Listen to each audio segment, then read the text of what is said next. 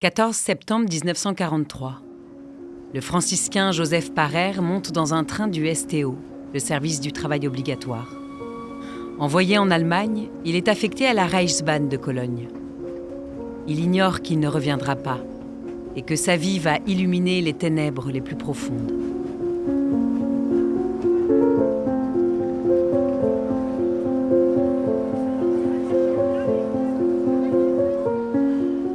C'est au sein d'une famille chrétienne exceptionnelle de 16 enfants que Joseph voit le jour à Vincennes, le 2 décembre 1919. 11e de la fratrie, il grandit dans une atmosphère de piété et d'amour fraternel. Très tôt, la mort frappe à sa porte. Il perd sa mère en 1929, puis son père en 1932. Ce sont ses frères et sœurs aînés qui prennent le relais pour élever les plus jeunes dans une union indéfectible.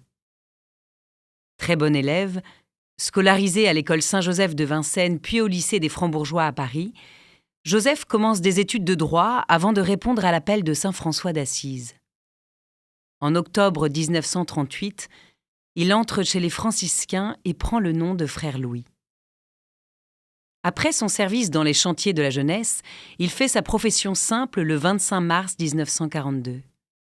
C'est alors qu'il étudie à Champfleury que l'ordre de réquisition pour le STO l'atteint en juillet 1943. Joseph y voit la volonté de Dieu.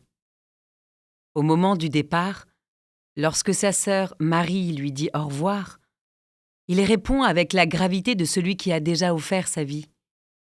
Adieu. Accompagné d'une dizaine d'autres religieux, il part pour Cologne avec une mission claire: maintenir l'Église vivante parmi les travailleurs exilés.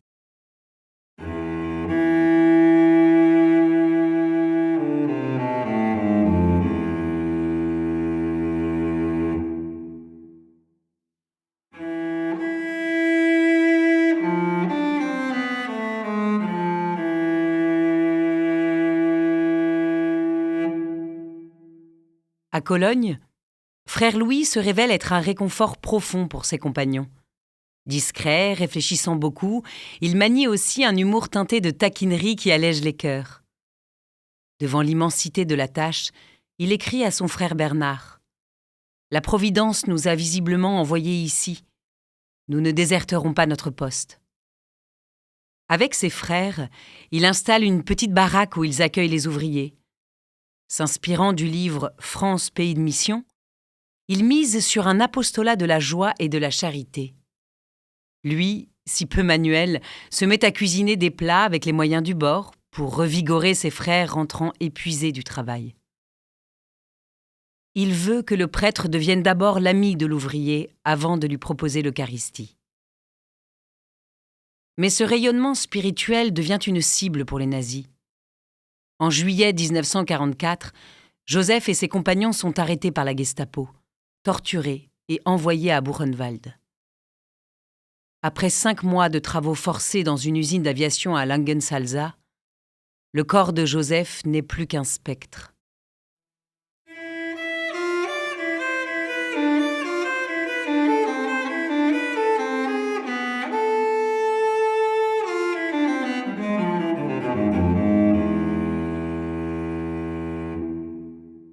En avril 1945, l'horreur franchit un nouveau seuil avec le train de la mort vers Dachau.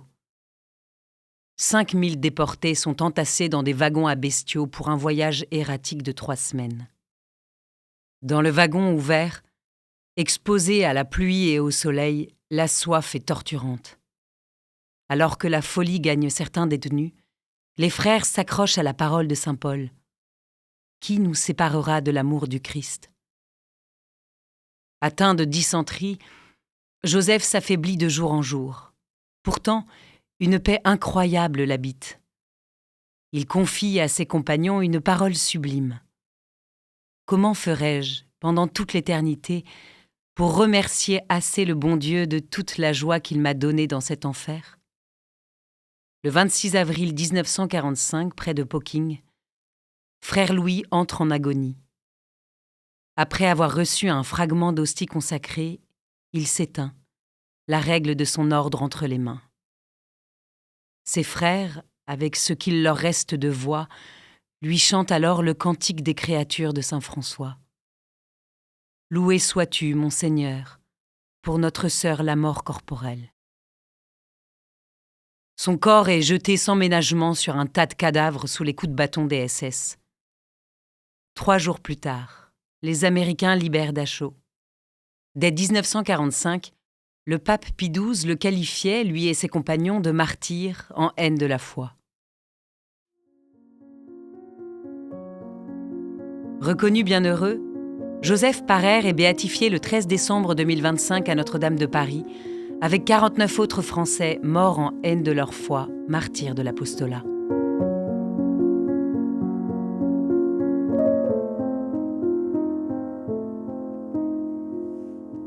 Une production du diocèse de Paris.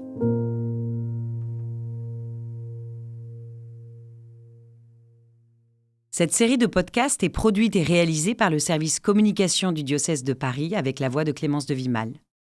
Cet épisode a été écrit par Grégoire de Latouche à partir des ouvrages d'Armand Duval, Missionnaire et martyr, 51 témoins du Christ face au nazisme, aux éditions Salvator, et de Monseigneur Charles Molette, martyr de la résistance spirituelle, aux éditions François-Xavier de Guibert. L'enregistrement, le montage et le mixage ont été réalisés par Cyprien Truchot et Damien Morand.